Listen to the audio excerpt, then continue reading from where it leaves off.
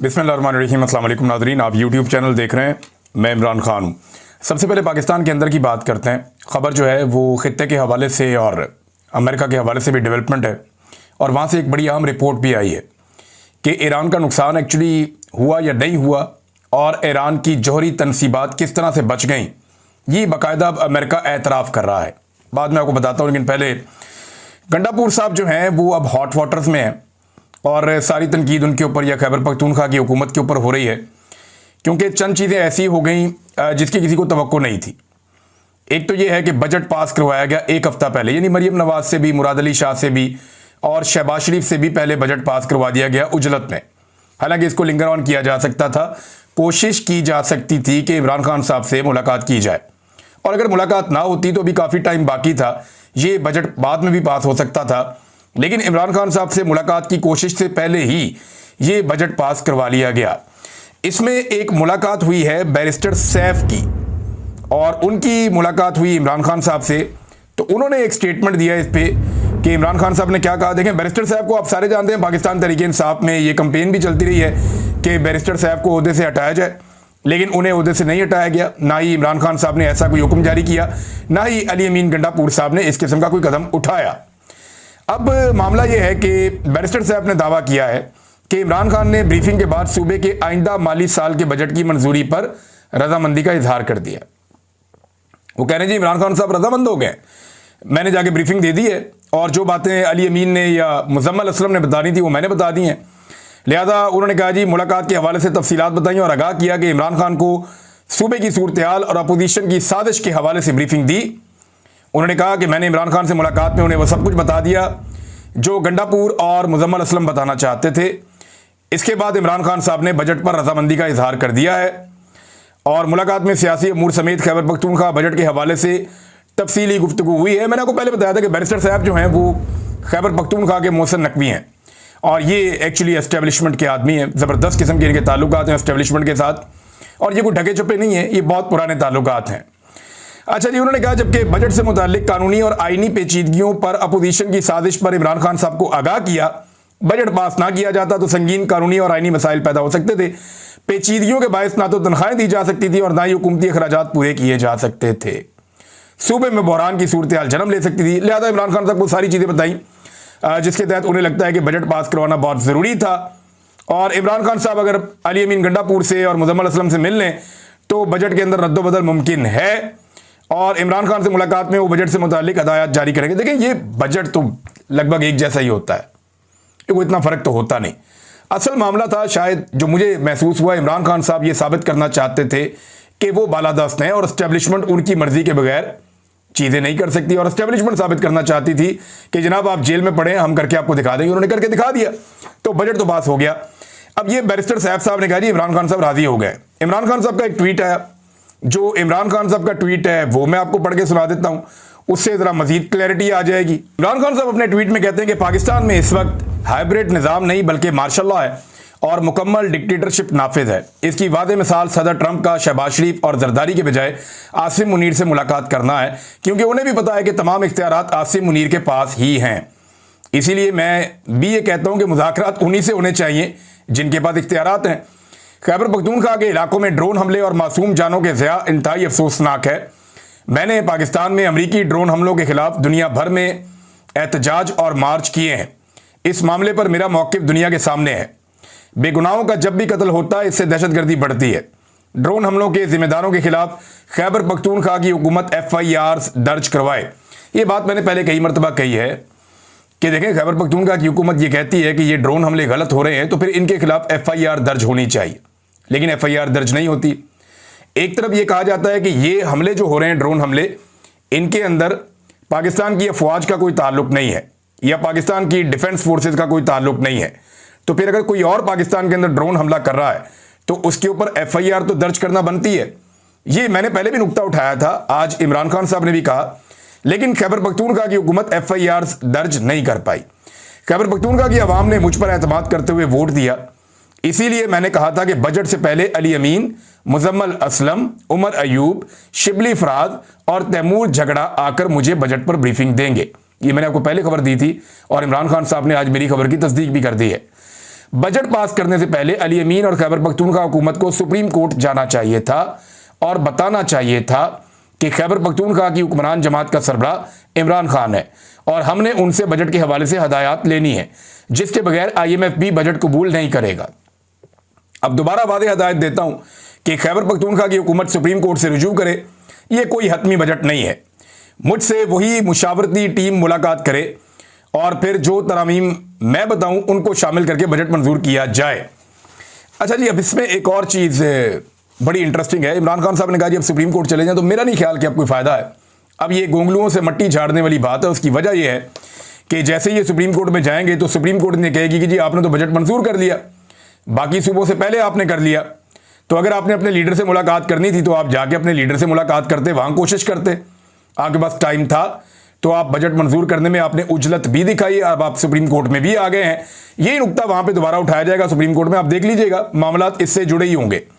अच्छा, इमरान खान साहब आगे ये कहते हैं कि इस वक्त जबकि बाकी सूबाई हुकूमतें सरप्लस बजट नहीं दे रही, तो खैबर पख्तूनख्वा की अवाम के फंड से सरप्लस बजट देना सिर्फ नाजायज़ वफाकी हुकूमत को फ़ायदा देने के मुतरातिफ है। मैं खैबर पख्तूनख्वा की अवाम का किसी सूरत नुकसान नहीं होने दूंगा। इस मुश्किल दौर में जब मेन स्ट्रीम मीडिया का गला घोंट दिया गया है या उन्हें खरीद लिया गया है, ऐसे में सोशल मीडिया ने जिस तरह हक का आलम बुलंद कर रखा है, मैं उन्हें खराज तहसीन पेश करता हूं। सोशल मीडिया की वजह से ही अवाम की आवाज़ जिंदा है। एक तरफ पूरी जो एक पोर्शन है पाकिस्तान तहरीक इंसाफ का, जो इक़्तिदार में बैठे हुए लोग हैं, वो सोशल मीडिया को दिन रात गालियाँ निकाल रहे हैं, उनके ऊपर अटैक कर रहे हैं। बल्कि शहजाद अकबर साहब ने अली अमीन गंडापुर के रिश्तेदार के हवाले से बताया कि उन्होंने तो बाकायदा जो सोशल मीडिया इमरान खान साहब का ऑफिशियल है उन्हें भी गालियाँ दी और धमकाया है बकौल शहजाद अकबर साहब के। तो ये सूरत हाल बड़ी अजीब है। इमरान खान साहब उन्हें खराज तहसीन पेश करते हैं, गंडापुर साहब के करीबी लोग जो हैं वो उन्हें गालियाँ देते हैं। ये मेरी समझ से बाहर है। सोशल मीडिया की वजह से ही अवाम की आवाज़ जिंदा है। इमरान खान साहब ने अपने अहले खाना से जब गुफ्तगू की तो ये वो गुफ्तगू है जो रिपोर्ट हो गई, और कल के दिन इमरान खान साहब की रात के वक्त ये ट्वीट आई थी। अब देखें, इमरान खान साहब कुछ और कह रहे हैं, खैबर पख्तूनख्वा की हुकूमत कुछ और कह रही है। वो कह रहे हैं जी हमने इमरान खान को राजी कर दिया बजट के ऊपर। इमरान खान साहब कह रहे हैं हतमी बजट नहीं है, जाओ सुप्रीम कोर्ट में जाओ। बल्कि ये कह रहे हैं कि जी मेरे से मिलना चाहिए था, पहले आकर मुशावरत करनी चाहिए थी, फिर बजट लेकर जाना चाहिए था। गंडापुर साहब ने भी इस पे स्टेटमेंट दिया है। गंडापुर साहब का मैंने स्टेटमेंट सुना तो थोड़ी बॉडी लैंग्वेज उनकी, और थोड़ा परेशान भी मुझे लग रहे थे, क्योंकि उनके ऊपर बड़ा खौफनाक किस्म का अटैक हुआ है। पूरी की पूरी पार्टी, बहुत सारे लोग, सोशल मीडिया, आम वर्कर जो है पाकिस्तान तहरीक इंसाफ का, वो गंडापुर साहब को एक ऐसे बंदे के तौर पे देख रहा है जिसने इमरान खान साहब को धोखा दिया। तो गंडापुर साहब ने जो स्टेटमेंट दिया, उन्होंने कहा जी गवर्नर राज लगाने का या इमरजेंसी लगाने का एक प्लान बन चुका था। तनकीद जो मेरे पे कर रहे हैं ना इस वक्त, वो किसी और के एजेंडे पे काम कर रहे हैं। यानी उन्होंने सबको ही कह दिया किसी और के एजेंडे पे हैं। खान साहब ने कहा कि बजट पास करने से मुझसे, उन्होंने कहा था मुशावरत के बारे में कहा था, लेकिन मैंने बजट पेश करने से मना नहीं किया था, लेकिन बजट तो पास भी कर दिया ना इन्होंने। अच्छा, फिर इमरान खान साहब ने कहा था कि उनकी डिमांड थी कि मुझे मेरी टीम से मिलवाया जाए, लेकिन नहीं मिलवाया गया। इमरान खान साहब जब कहेंगे फौरन हुकूमत हम खत्म कर देंगे। आईनी तकाजे पूरे करने के लिए बजट पास करना जरूरी था, लेकिन सवाल यह पैदा होता है कि क्या यह बजट मरियम नवाज से, शहबाज शरीफ से और मुराद अली शाह से भी पहले पास करना जरूरी था? यह सवाल जो गंडापुर साहब पे जो लोग तनकीद कर रहे हैं वो यही उठा रहे हैं। वो ये कह रहे हैं कि गंडापुर साहब ने बजट पास किया, ठीक है, अच्छी बात है, अपनी हुकूमत बचानी चाहिए, लेकिन क्या यह बजट सबसे पहले पास करना जरूरी था जबकि बाकियों ने पास नहीं किया? क्या कोशिश नहीं करनी चाहिए थी इमरान खान साहब से मुलाकात की? यह सवाल उठाया जाता है, इसका जवाब वो नहीं देते। फिर उन्होंने ये क्लेम किया कि पॉलिटिकल पार्टी ने यह फैसला किया है। यह गंडापुर साहब का क्लेम है। पॉलिटिकल पार्टी के सोर्सेज कहते हैं जी हमने ये फैसला नहीं किया, बल्कि अलीमा खान कहती है हमें तो यह कहा गया था कि एमपीएस सारे लेकर अडियाला के बाहर आ जाएंगे और हमें वादा किया गया था। बल्कि अलीमा खान साहब का एक स्टेटमेंट है, वो मैं आपको पढ़ के सुनाता हूं। उन्होंने कहा हमने खैबर पख्तूनख्वा के मेंबर से भीख मांगी, बहुत मिन्नतें की कि अगर वो इमरान खान से मुलाकात की इजाजत नहीं दे रहे तो आप अडियाला के बाहर आ जाएं। स्पीकर का फोन आया कि पास है या पेश है। मैंने कहा कि आप अडियाला के बाहर क्यों नहीं जाते? उन्होंने कहा कि हम जाएंगे, फिर भी वो लोग नहीं आए। अब ये अलीमा खान साहब का स्टेटमेंट है। तो एक तरफ ये लोग कहते हैं कि हमने पॉलिटिकल कमेटी के कहने पे किया, पॉलिटिकल कमेटी के लोग परों पे पानी नहीं पड़ने दे रहे। वो कह रहे हैं जी हमने तो ये तय नहीं किया था, हम तो ईरान के ऊपर मीटिंग कर रहे थे 22 तारीख को और तय हुआ था कि अडियाला जाएंगे, मुलाकात की कोशिश करेंगे और आखिरी टाइम पे हमारे पास 30 तारीख तक के लिए वक्त है, हम बजट बाद में पास कर लेंगे। लेकिन फिर अली अमीन गंडापुर साहब ने उल्टा जो लोग उन पर तनकीद कर रहे हैं उन्हें गद्दार करार दे दिया, उन पर फतवे लगा दिए और उन्होंने कहा कि सुन लें, जब तक हम जिंदा हैं किसी का बाप भी माइनस इमरान खान नहीं कर सकता, हमारी डेड बॉडी से गुजरकर माइनस होगा। देखिए, डेड बॉडी का जिक्र अली अमीन गंडापुर साहब बहुत मरतबा पहले भी कर चुके हैं। 2 मरतबा लड़ाई का मौका आया, या लड़ाई का मौका क्या कहें, डट के खड़े होने का मौका आया, या जान देने का मौका आया, या मार खाने का मौका आया, या गिरफ्तार होने का मौका आया। इन दोनों मौकों पर अली अमीन गंडापुर साहब ने मौका ज़ाया कर दिए। एक मरतबा वो पहाड़ों पे चढ़ गए और क्रॉस करके निकल लिए, दूसरी मरतबा वहाँ पे लाशें छोड़ के अली अमीन गंडापुर साहब डी चौक में जिन लोगों को अपने साथ लेकर गए थे उनकी लाशें वहाँ छोड़ के वहाँ से निकल लिए। तो ये दोनों मरतबा जो अली अमीन गंडापुर साहब ने किया, उसके बाद जब वो कहते हैं ना कि हमारी डेड बॉडी से गुजर के ये होगा तो वो होगा, तो उसके अंदर जान अब नज़र नहीं आती। क्योंकि जब आप बार बार ऐसी चीज़ें करते हैं तो फिर लोगों को उसके ऊपर यकीन आना ज़रा थोड़ा मुश्किल हो जाता है। मुराद सईद साहब का भी एक ट्वीट है इस सिचुएशन में। मुराद सईद साहब क्या कहते हैं, ये इमरान खान साहब के वफादार साथियों में से एक हैं। इनका प्रॉब्लम यह है कि ये सामने आ नहीं सकते। वजह यह है कि ये सामने आएंगे तो इनको गिरफ्तार किया जाएगा और गिरफ्तार करके इमरान खान साहब को एक और मामले में लपेट दिया जाएगा मुराद सईद साहब के जरिए से। यानी चंद लोग ऐसे हैं जिनको पकड़ा जाएगा और पकड़ के इमरान खान साहब पे उनके साथ मुकदमे बनाए जाएंगे, वो इमरान खान साहब के लिए नई मुसीबत बन जाएगी। उसमें एक मुराद सईद हैं, कासम सूरी हैं, ये 1-2 और लोग हैं पाकिस्तान से बाहर हैं, पाकिस्तान के अंदर। इन लोगों के लिए प्रॉब्लम है कि इनकी गिरफ्तारियां इमरान खान साहब भी नहीं चाहते कि इनकी हों, नए मामला और मसाइल पैदा हो जाएंगे। अब मुराद सईद कहते हैं कि जब इमरान खान की वादे हदायत मौजूद हों तो वही पॉलिसी है, इस पर अमल दरामद सब पर लाजिम है। इमरान खान की हदायत की मौजूदगी में किसी के बयान की क्या ज़रूरत बाकी रह जाती है, और जब खान की हदायत से रोगर्दानी हो सकती है तो मेरी क्या हैसियत है। यानी इनके ऊपर तनकीद हो रही थी कि आप क्यों नहीं बोलते, ये क्या हो गया, बजट पास हो गया। उन्होंने कहा जी मेरी हैसियत क्या है, जब इमरान खान की बात नहीं मानी तो मेरी बात क्या माननी है। एक्चुअली वो ये पैगाम दे रहे हैं। फिर उन्होंने कहा जिस चीज़ को जिम्मेदारी सौंपी गई वो जिस ग्रुप का भी हिस्सा तस्वुर होता है, हर एक को मुकम्मल खलूस और दयानतदारी से मैंने सपोर्ट किया है। और मिनरल बिल से लेके बजट से लेके एहतजाजी तहरीक तक हर जगह पे वो बता रहे हैं जी कि उन्होंने आवाज़ उठाई है, और जो कुछ अपनी बिसात में था वो कहते हैं जी मैंने किया जितना मैं कर सकता था। बार बार तफसील से बयान कर चुका हूँ। और जिनकी ये सोच है कि मैं किसी घनावनी उम्मीद पर छुपा बैठा हूँ, तो टाउट सहाफ़ियों के बयानात की गवाही है कि उनके मालिकों को क्या दरकार है। फिर आखिर में एक जुमले में ये जो मैंने पहले बात की है ना, उसकी तस्दीक की मुराद सईद साहब ने कि मेरे कंधे पर बोझ सिर्फ मेरे सर का नहीं है। बस ये इतनी सी बात है कि अगर गिरफ्तार किया जाता है मुराद सईद को तो लपेटा जाएगा इमरान खान को। इस तरह और लोग भी हैं जिनमें अगर कासम सूरी को गिरफ्तार किया जाता है तो गद्दारी का मुकदमा चला के आइन से बगावत का या आइन शिकनी का, उसमें इमरान खान साहब को लपेटा जाएगा। इस पर आपको याद होगा कि काजी फायद ईसा साहब बड़े गर्म थे कि पकड़ो जी कासम सूरी को पकड़ो, इसको पकड़ो। 2-4 लोग ऐसे हैं जिनमें इमरान खान साहब को लपेटने की कोशिश की जा सकती है। बाकी लोग जो हैं वो ज़्यादातर कंप्रोमाइज़ हो गए थे, उन्होंने अपना मौके भी तब्दील कर दिया, लिहाजा उनकी बचत हो गई। नाज़रीन, शहजाद अकबर साहब ने जो है वो खबरदार किया अली अमीन गंडापुर साहब को और उनकी फैमिली के अरकान को। उन्होंने कहा कि अगर इमरान खान साहब ने आपको फारिग कर दिया ना तो फिर आपको एस्टेब्लिशमेंट भी मुंह नहीं लगाएगी, क्योंकि इमरान खान के साथ आप रेलिवेंट हैं तो एस्टेब्लिशमेंट को आपकी ज़रूरत है। जब आपको फारिग कर दिया और इमरान खान किसी और को सामने लाएगा तो फिर एस्टेब्लिशमेंट उसको मुंह लगाएगी, उससे बात करेगी, और सेक्टर कमांडर वगैरह भी आपका फ़ोन नहीं उठाएंगे। ये शहजाद अकबर साहब ने कहा। और उन्होंने कहा कि खैबर पख्तूनख्वा की हुकूमत बचाने की आप बात करते हैं तो इमरान खान साहब को खैबर पख्तूनख्वा की हुकूमत से कोई टके का फ़ायदा नहीं है, और हुकूमत है कौन सी, आपकी इख्तियार है कोई नहीं, इमरान खान को टके का फ़ायदा नहीं है। तो ये बड़ी सख्त बातें हैं जो शहजाद अकबर साहब ने खैबर पख्तूनख्वा की हुकूमत को बताई कि जनाब ईजी हो जाए। नाज़रीन, पहले आपको मैं आज का एक बहुत बड़ा लतीफ़ा सुना देता हूँ, और ये बड़ा ज़बरदस्त लतीफ़ा है, इसको ज़रा आप सुनिए। इलेक्शन कमीशन ऑफ पाकिस्तान का जो ऑफिशियल अकाउंट है, यहाँ से एक ट्वीट होता है, वो बताते हैं कि हमने जनाब एक मीटिंग की है और हम मदरसे में गए, वहाँ पे हमने बच्चों को बताया कि वोट डालने की अहमियत, वोट कैसे डालने और कैसे करना है। ये इलेक्शन कमीशन के कारनामे चेक करें आप। पूरे पाकिस्तान के इलेक्शन का बेड़ा गर्क करके भट्ठा बिठा के सबसे बड़ी पॉलिटिकल पार्टी का इंतखाबी निशान छीन कर अभी तक मखसूस नशिस्तें नहीं दे रहा, और जाके मदारिस में बच्चों को बता रहा है कि जनाब बदीन में कि जनाब आपने वोट कैसे डालना है। अंदाजा करें आप, इलेक्शन कमीशन ऑफ पाकिस्तान का जो असल काम है वो काम इलेक्शन कमीशन ऑफ पाकिस्तान ने नहीं किया। पाकिस्तानियों को सारा पता है, सारा शऊर है, सोशल मीडिया पे हर चीज़ मिल जाती है।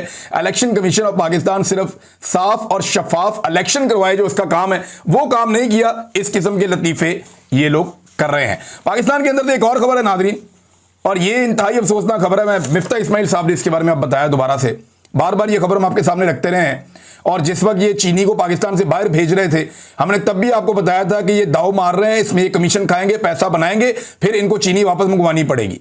अब मिफ्ता इस्माइल साहब कहते हैं कि चीनी की इस वक्त जो कीमत है रिटेल वो 210 रुपए फी किलो है और अब इस कीमत से 80 रुपए फी किलो या 61% ज्यादा है, यानी जो कीमत इसकी होनी चाहिए थी उससे 80 रुपए किलो महंगी चीनी इस वक्त बिक रही है। जब हुकूमत ने चीनी की बरामद की इजाजत दी थी, यानी जिस वक्त हुकूमत ने कहा ना चीनी पाकिस्तान से बाहर भेज दो, तब 80 रुपए किलो सस्ती थी और जब बाहर भेजी जा रही थी उसके बाद अब 80 रुपए किलो महंगी है। यह फायदा किसको हुआ? माफिया को। फायदा दिया किसने? माफिया ने। हुकूमत जो है वो उन्हीं लोगों की है जो चीनी की मिलों के मालिक हैं। जरदारियों की मिलें हैं, यानी पीपल्स पार्टी वालों की हैं, PMLN वालों की है, शरीफ खानदान की अपनी मिलें हैं, उसके अलावा कुछ और बड़े बड़े लोग हैं, ये तरीन साहब की मिलें हैं, कुछ ऐसे जो अस्करी इदारे हैं उनकी भी कहते हैं जी उनकी भी मिलें, और मिलें तो सारी उनकी हैं, तो इंजॉय तो वो लोग करेंगे। अब इसमें वो जो कह रहे हैं कि जी 61% मुनाफा अब इसके ऊपर कमाया जा रहा है। अब चीनी की कमी का सामना हो गया, पहले चीनी बाहर भेज दी, उसके ऊपर कमीशन खा लिया, अब चीनी वापस मंगानी है, जितनी भेजी उतनी वापस मंगानी है। अंदाजा करें आप, फिटे मुंह कहने को दिल नहीं करता आपका। यानी इनकी आप हरकत चेक करें कि जितनी चीनी पाकिस्तान से बाहर भेजी उतनी ही चीनी पाकिस्तान में वापस मंगवानी पड़ेगी, भेजते हुए भी कमीशन, मंगवाते हुए भी कमीशन, और डाका डलेगा अवाम की जेब के ऊपर। कितना? 80 रुपए किलो। मैं निकाल के आपको बताऊंगा डाटा कि इन्होंने कैसा पैसा कमाया है। और वो ये कह रहे हैं कि जनाब इस तरह शुगर मिल मालिकान को हुकूमत के चीनी बरामद करने के फैसले से ज्यादा मुनाफा हुआ और अब हमें यही चीनी दोबारा दरामद करनी पड़ेगी, जिससे मुल्की ज़र मुबादला का नुकसान होगा। मुल्क का नुकसान होता है तो हो, माफिया को पैसे कमाने चाहिए, और ये मिफ्ता इस्माइल साहब बता रहे हैं। अब आए नाजरीन, ईरान के जोहरी प्रोग्राम के हवाले से जो एक खबर है मेरे पास। नाजरीन, ये जो खबर मैं आपको दे रहा हूं ना, ये CNN और न्यूयॉर्क टाइम्स ने दी है, और ये खबरें जो उन्होंने दी है अमेरिका की डिफेंस इंटेलिजेंस एजेंसी के इब्तदाई जायजे के हवाले से उन्होंने दावा किया कि यह खबर सामने आई है, और ये दावा बाद में तब्दील भी हो सकता है, लेकिन इब्तदाई जायजा है तो उसमें वो कुछ चीज़ें ऐसी बता रहे हैं, बाद में शायद वो कवर अप करें। लेकिन रिपोर्टें ऐसी सामने आई हैं जिनके मुताबिक ये दावा किया जा रहा है कि ईरानी जौहरी तनसीबात पर अमरीकी हमलों के बायस मुल्क के जौहरी प्रोग्राम के अहम तरीन हिस्से तबाही नहीं हुए, और मुमकिना तौर पर इस हमले के बायस ईरान का जौहरी प्रोग्राम सिर्फ चंद महीने पीछे चला गया, यानी 1-2 महीने, आप समझे 3 महीने पीछे चला गया। तो ईरान का जो जौहरी तनसीबात हैं उनका कोई ऐसा डैमेज नहीं हुआ जिसकी वजह से ईरान का जो जौहरी प्रोग्राम है उसके अंदर कोई बड़ा खलल पैदा हो जाए। अमेरिका इसमें कामयाब नहीं हुआ। ये कौन कह रहा है? ये अमेरिका की डिफेंस इंटेलिजेंस एजेंसी की इब्तदाई जायजे की रिपोर्ट है, और ये CNN और न्यूयॉर्क टाइम ने इसको शाया किया है। अच्छा, इसके अलावा पेंटागन जो है वो डिफरेंट किस्म के दावे भी कर रहा है, लेकिन ये खबर भी 2 बड़े जरीदों के अंदर वहां पे छपी है और पूरी दुनिया के अंदर ये खबर अब गर्दिश कर रही है। तो फिर अमेरिका ईरान में लेने क्या गया था, हासिल क्या किया? आपको याद है डोनाल्ड ट्रंप ने एक ट्वीट किया था, अनकंडीशनल सरेंडर, इस किस्म का एक ट्वीट किया था कि मुकम्मल हमें सरेंडर चाहिए ईरान की जानिब से। उन्होंने तो सरेंडर नहीं किया, बल्कि हुआ यह कि इसराइल ने अमेरिका से दरखास्त करके जंगबंदी करवाई। ईरान ने तो दरखास्त भी नहीं की जंगबंदी की, लेकिन ईरान ने एक काम अच्छा किया। जंगबंदी के फौरन बाद एक तो वो लोग जश्न मना रहे हैं, खुश हो रहे हैं, इसराइली भी कहीं ना कहीं खुशियां मना रहे हैं, सबको ऐसा लगता है कि वो जीत गए हैं। लेकिन इसराइल की मिथ तो टूटी है इस बात की कि उनका आयरन डोम या उनका एक जो दिफाई निज़ाम है वो नाकाबिल तस्खीर है, तो वो मिथ टूट गई है।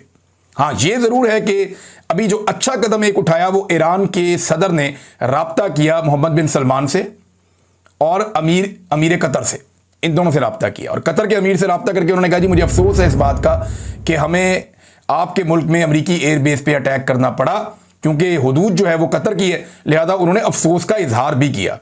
तो भाईचारे के लिए बहुत ज़रूरी था और ये कदम उन्होंने बहुत अच्छा उठाया।